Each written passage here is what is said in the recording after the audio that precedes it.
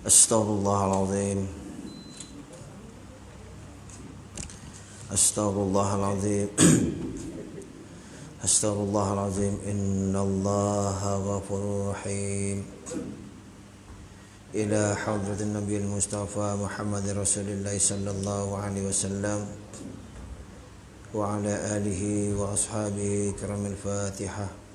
A'udzu billahi minasy syaithanir rajim. Bismillahirrahmanirrahim. Alhamdulillahi rabbil alamin. Ar-Rahmanir Rahim. Maliki yaumiddin. Iyyaka na'budu wa iyyaka nasta'in. Ihdinas siratal mustaqim. Siratal ladzina an'amta 'alaihim ghairil maghdubi 'alaihim waladdallin. Assalamualaikum warahmatullahi wabarakatuh. Bismillahirrahmanirrahim. Alhamdulillahi rabbil alamin. Wassalatu wassalamu ala asyrafil mursalin wa ala alihi wa sahbihi ajma'in. Rabbi shrah li sadri wa yassir li amri wahlul 'uqdatam min lisani yafqahu qawli. Qalu subhanaka la ilma lana illa ma 'allamtana innaka antal alimul hakim. Wala haula wala quwata illa billahil aliyyil azim. Yang berusaha pengurusi Al-Mizan serta ahli jawatan kuasa surah Al-Mizan, yang dihormati Ketua Kampung Sagil Parit 3, yang dimuliakan Tuan-tuan Imam Surah Al-Mizan Sagil Parit 3, yang dihormati Tuan-tuan Haji, Puan-puan Hajah, Tuan-tuan, Puan-puan, hadirin hadirat, muslimin muslimat yang dirahmati Allah Subhanahu wa taala. Alhamdulillah, sama-sama kita memanjatkan, merafakkan kesyukuran kita ke hadrat Allah Subhanahu wa taala kerana pada malam ini dapat kita bersama-sama di rumah Allah dalam majlis ilmu Allah.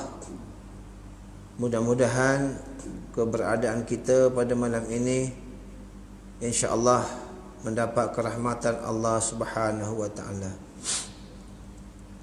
Tuan-tuan, puan-puan yang dirahmati Allah taala, kita sambung hadis matan Arba'in Nawawiyah yang ketiga, di mana hadis yang ketiga ini dia ada kaitan dengan menceritakan tentang Islam, rukun Islam, kemudian ada kaitan dengan iman juga, tetapi lebih kepada Islam itu didirikan atas 5 dasar. Maka kita pada malam ini kita sambung perkara-perkara yang dimaksudkan dalam hadis yang ketiga yang berkenaan dengan sendi Islam. Dalam hadis tersebut disebut buniyal Islamu ala khamsin. Didirikan Islam atas 5 perkara.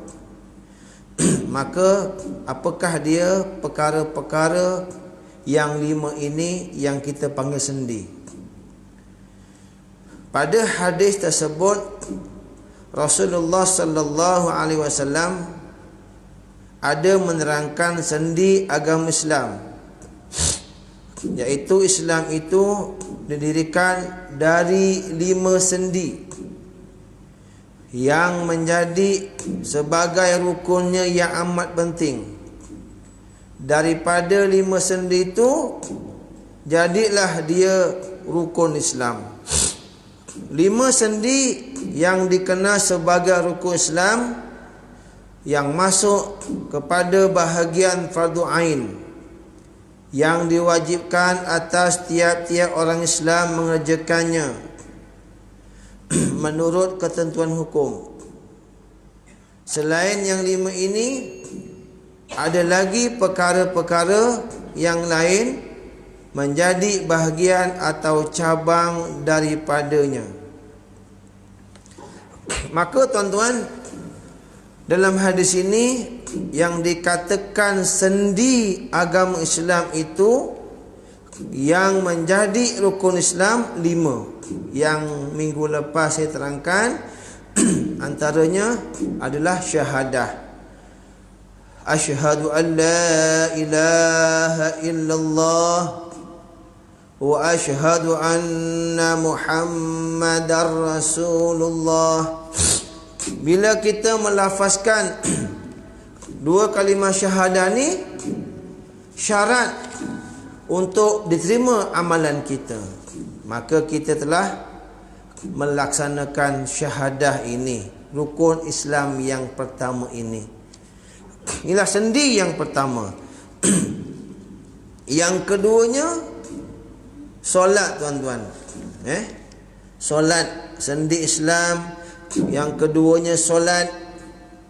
Selepas syahadah kita lafazkan, solat antara amal ibadah yang berhubung rapat dengan Khaliqnya, dengan penciptanya.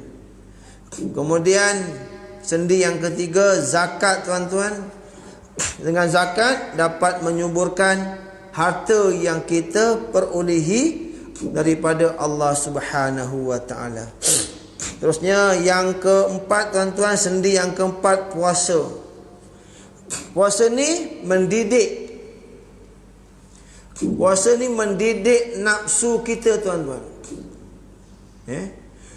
Puasa yang Allah wajibkan bulan Ramadan, puasa yang disunatkan ke atas kita tu, sama ada Isnin Khamis ataupun bulan-bulan terang ataupun hari-hari gelap, tak lain tak bukan, dia termasuk sendi Islam. Puasa ini melatih syahwat, melatih nafsu. Sebab Allah berikan kita nafsu. Dia tak macam malaikah tuan-tuan. Malaikah Allah tak berikan dia nafsu. Kita Allah berikan akal dan Allah berikan nafsu. Sedangkan malaikat Allah berikan ketaatan, akal, tetapi tidak berikan nafsu. Maka dengan sebab itulah puasa itu dapat mendidik untuk kita mengekang nafsu kita daripada hasutan syaitan, daripada ajakan syaitan. Sebab Allah dah ciptakan begitu. Kenapa puasa? Puasa melatih kita untuk melawan nafsu. Sembahyang, maknanya sembahyang itu untuk berhubung kita dengan Allah Subhanahu wa taala. Zakat kenapa? Untuk kita membersihkan rezeki, membersihkan apa-apa yang kita dapat daripada Allah Subhanahu wa taala. Sebab tu tuan-tuan, orang bujang kalau dia tak dapat jodohnya ataupun duda ke orang bujang yang ingin kahwin tetapi tak sampai jodohnya ataupun tak dapat calon isteri, kalau ada keinginan yang tinggi, maka cara nak mengekang nafsu adalah dengan berpuasa. InsyaAllah dengan puasa dia akan dapat mengekang nafsu yang bukan-bukan. Begitu juga puasa dapat juga mengekang sifat tamak dan khaloba. Dengan puasa juga dapat mengekang sifat bakhil, kedekut dengan harta yang kita ada. Dengan puasa, insya-Allah kita akan tak lokek untuk keluarkan zakat. Sebab Kalau orang banyak puasa, dia punya nafsu dikawal. Syaitan tak dapat mempengaruhi kita. Sebab itu kalau orang yang tak nak bayar zakat, kalau orang yang buat banyak maksiat, maka dia kurang berpuasa.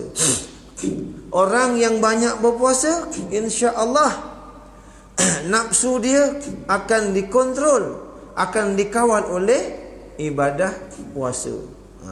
Itu sendi yang keempat. Dan sendi yang kelima adalah melaksanakan ibadah yang haji. Lebih-lebih lagi kalau dapat haji yang mabrur, merupakan sebaik-baik jihad. Maknanya haji ni bagi yang mampu. Ini nampak, ni kelima-lima sendi ni ada dalam Islam yang kita panggil rukun Islam. Okey.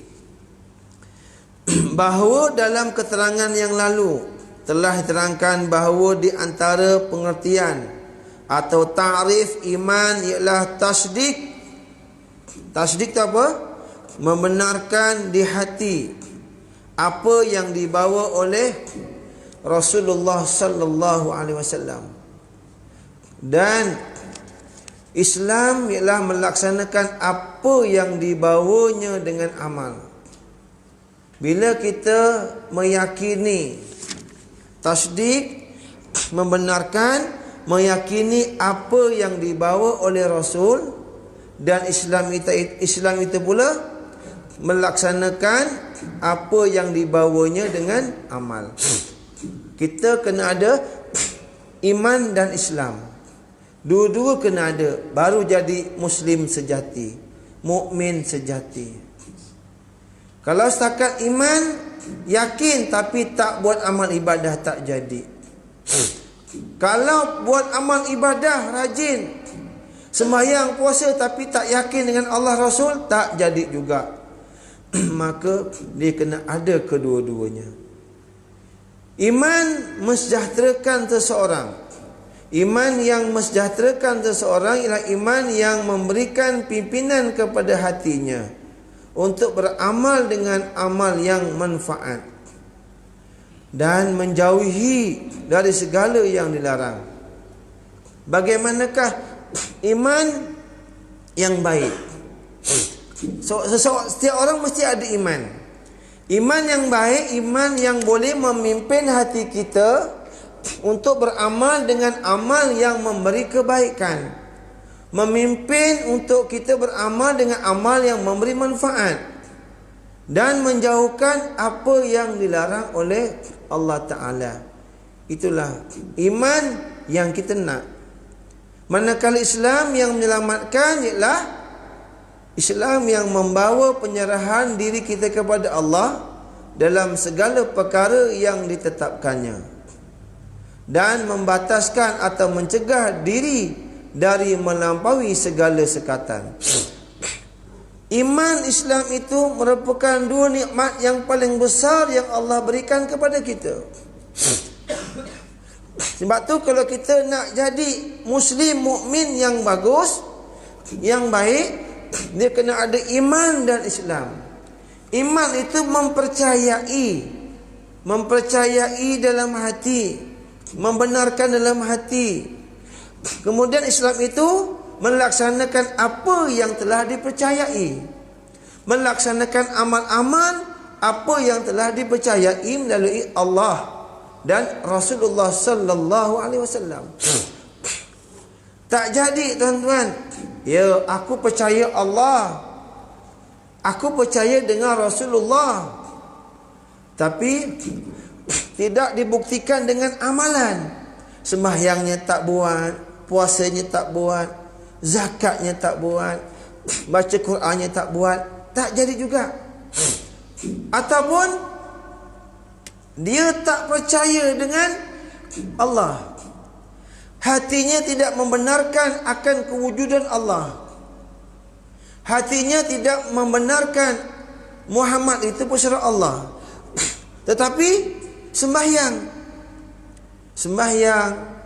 puasa, zakat, beri salam assalamualaikum, berzikir, itu pun tidak sempurna juga, tak lengkap, tak diterima oleh Allah Subhanahu wa taala. Tetapi dalam kitab akidah Ahlus Sunnah wal Jamaah, sekurang-kurang kita ini orang Islam kena ada iman, itu penting. Iman itu membenarkan kewujudan kerasulan Nabi Muhammad kewujudan Allah Ta'ala dan kerasulan Nabi Muhammad sallallahu alaihi wasallam. Membenarkan dalam hati dan dizahirkan dengan kalimah syahadah. Itu iman. Orang yang beriman begini,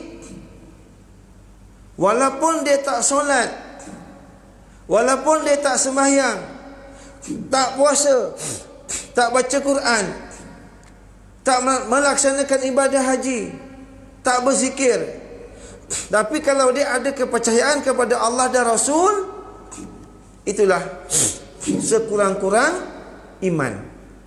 Maka ulama kata dia orang fasik, orang asi. Tetapi besok di hari akhirat, akhirnya orang ini masuk ke syurga juga. Berbeza dengan orang yang melaksanakan amalan-amalan Islam, sembahyang dia buat, tak? Mungkin ada macam inilah, baca Quran, zakat dia bayar, haji dia pergi, bagi salam, tetapi hatinya tidak mengakui kewujudan Allah. Hatinya tidak mengakui kerasulan Nabi Muhammad sallallahu alaihi wasallam. Nampak sembahyang, orang ini lebih teruk daripada orang pertama. Orang ini tuan-tuan, dia akan kekal dalam neraka selama-lamanya. Martabatnya, dia ni macam orang munafik. Munafik tuan-tuan, dia akan kekal selama-lamanya dalam neraka. Berbeza yang tadi, dia mempercayai, dia ada iman, cuma tak melaksanakan amalan-amalan yang diberiman kepada Allah Rasul. Besok di hari akhirat dibalas dulu. Segala dosa-dosa kena bersihkan dulu. Dah bersih daripada dosa, barulah masuk dalam syurga. Kita pun tak nak macam ni tuan-tuan. Kita pun tak nak macam gini. Kalau boleh kita tak nak rasa neraka, terus ke syurga. Tuan-tuan, cerita neraka tuan-tuan, Masya Allah. Ada orang beranggapan, alah ustaz, kita buat dosa kita banyak, yang penting kita percaya Allah Rasul, esok kita ke syurga juga, tak apalah, masuk neraka dulu. Jangan cakap. Kalau lubang neraka tu tuan-tuan bocor sebesar jarum, nescaya hangus dunia tuan-tuan. Nescaya terbakar hangus dunia ni tuan-tuan. Tak? Sedangkan semasa kejadian api ni, Allah nak bagi api dekat dunia ni, asalnya daripada neraka juga api tuan-tuan. Nak bagi Nabi Adam punca api. Api penting kan? Diambil daripada neraka tuan-tuan. Diambil daripada batu neraka. Batu tuan-tuan, bukan api neraka, batu daripada api neraka. Dia punya dahsyatnya tuan-tuan, batu tu tuan-tuan dicelup dengan 7 lautan. Kemudian diletakkan, dah celup 7 kali setiap 7 lautan, 7, letak atas gunung. Letak atas gunung, dah celup 7 lautan, meletus gunung tuan-tuan. Meletus gunung, meleleh tu api tu. Serpihan api itulah yang ada di dunia sekarang. Itu pun nek ke pakar tangan, nek kopong tangan ni merongos tuan-tuan, keseng. Peneratahan. Dulu masa bercinta, abang sanggup renangi lautan Napi. Lautan Napi sanggup ku renangi. Apa lagi? Gunung Everest sanggup abang daki. Dia buktikan kat depan dia, tengok ni yang lilin ni, abang sanggup pegang demi ayang. Ya, cekel mati. Lilin. Api neraka tuan-tuan, kalau kat sana Masya Allah elakkan tuan-tuan. Sebab tu tuan-tuan, kita ini bila kita menganut Islam atau mukmin, laksanakanlah rukun Islam yang 5. Membuktikan kita orang beriman. Sebab ada pendapat mengatakan syarat nak jadi mukmin adalah melaksanakan rukun Islam dan mempercayai Allah dan Rasulnya sempurna. Tapi kita ada yang berpegang, yang penting keimanan pada Allah dan Rasul tu dulu. Tentang amalan itu adalah bonus untuk kita. Dan penting juga, kalau kita tak dapat itu juga, maka neraka tempatnya. Tapi kalau kita dapat melaksanakan, kita akan hidup dalam syurga. Sebab tu syarat mukmin muslim kena ada iman dan Islam. Dan Islam itu adalah menunjukkan amalan-amalan yang kita beriman kepada Allah dan Rasulullah sallallahu alaihi wasallam. Iman adalah mempunyai rukunnya. Islam juga ada rukunnya. Rukun Islam 5 perkara. Rukun iman 6 perkara. Rukun negara 5 perkara. Kadang-kadang saya suka ajar budak ni, pelajar ni. Saya buat dia confuse. Halo, adik. Ni baterainya habis ke apa? Saya suka buat dia confuse. Rukun Islam 6 perkara. Oh, dia rukun iman 5 perkara. Terbalik sebenarnya. Tak? Rukun Islam 5, rukun iman 6. Dan ini kena tahu. Rukun iman, percaya kepada Allah, beriman kepada malaikat Allah, beriman kepada Rasul-Rasul Allah, beriman kepada kitab-kitab Allah, beriman kepada qada dan qadar Allah, beriman kepada hari akhirat. Ini rukun iman. Jadi Islam ada rukunnya, iman ada rukunnya. Bateri Oh, kecap pun macam. Okey. Iman ada rukunnya, Islam pun ada rukunnya.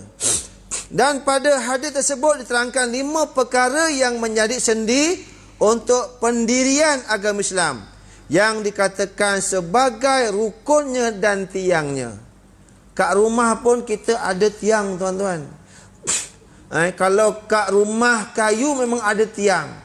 Tapi kalau rumah batu, apa tiangnya tuan-tuan? Ada tiang juga. Yang dia ada bim bawahnya tiang. Sekarang ni tuan-tuan, rumah tiang tuan-tuan banyak. Macam rumah saya yang dekat taman tu memang tak nampak tiangnya. Sebab masuk-masuk dah jadi. Yang rumah yang saya baru bina ada 18 tiang tuan-tuan. Itu merupakan dia punya tiang untuk memperkukuhkan binaan rumah. Sama juga dengan rukun Islam. 5 sendi ni, 5 tiang ni untuk memperkukuhkan Islamnya itu. Cuba kalau rumah kita sepatutnya tiangnya 18. Kontraktornya kurangkan 5. Akan runtuh. Akan runtuh sebab tak cukup tiang. Islam punyamu juga.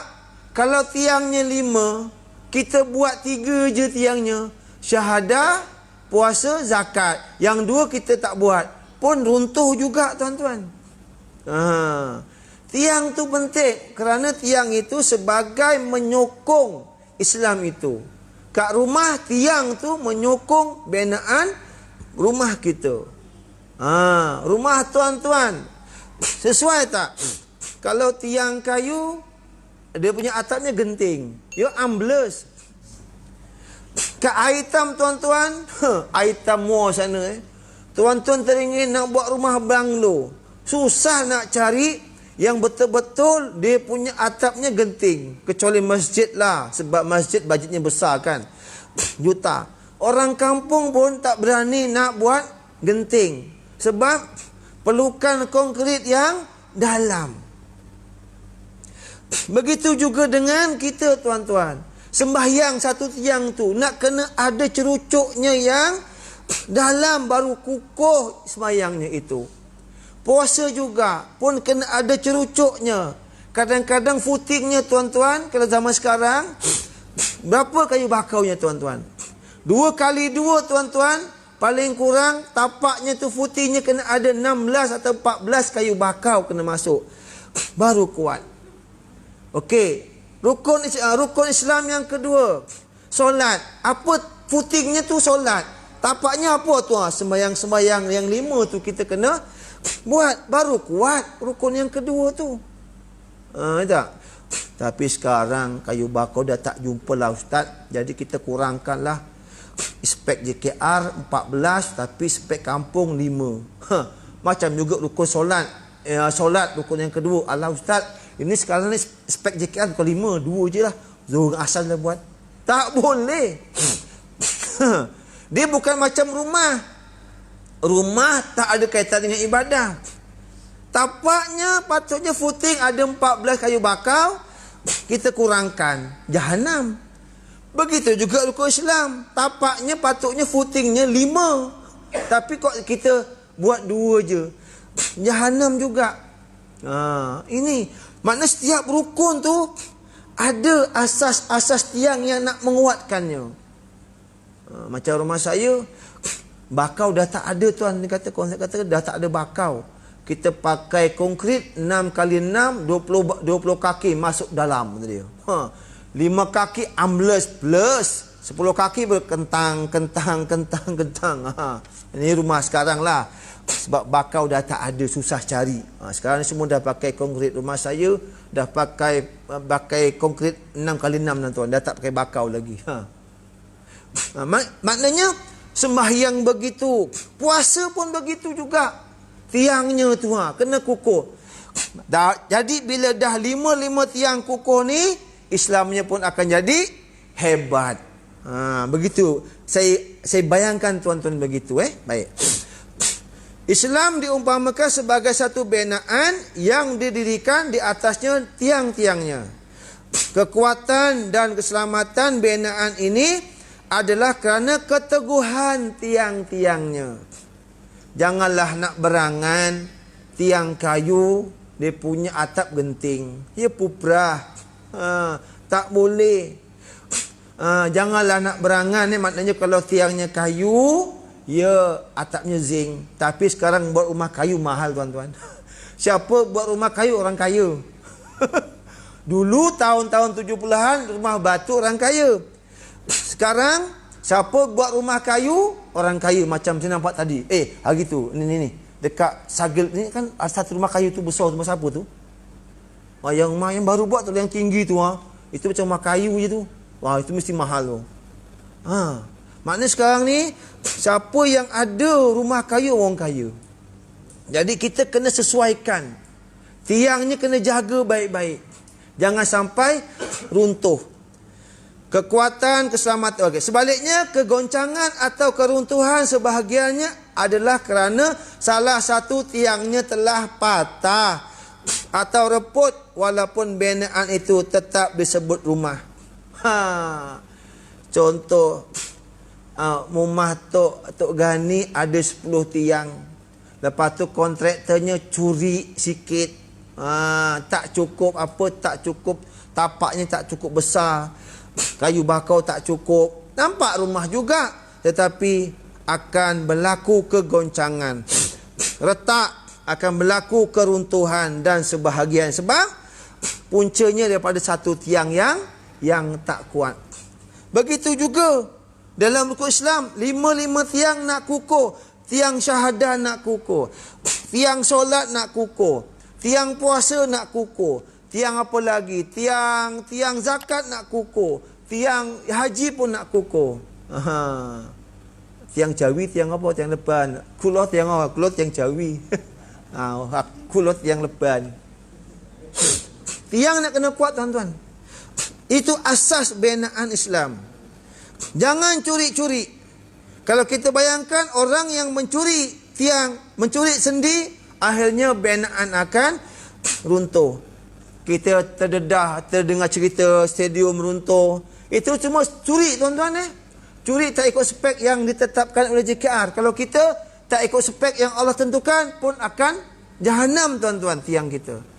Jahanam rumah binaan kita. Kena ikutlah yang Allah tentukan. Ikut spek yang Allah dah tentukan. Puasa Ramadan kena buat 30 hari. Itu tiangnya. Cukup 30 hari.